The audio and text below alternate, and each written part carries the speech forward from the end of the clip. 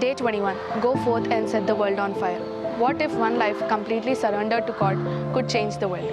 Saint Ignatius inspired his companions to become people whose hearts were on fire with the love of Christ. This fire is not anger or ambition, it is a burning desire to know God deeply and to make Him known through our lives. The world does not need more spectators, it needs disciples who live with courage, hope, and compassion.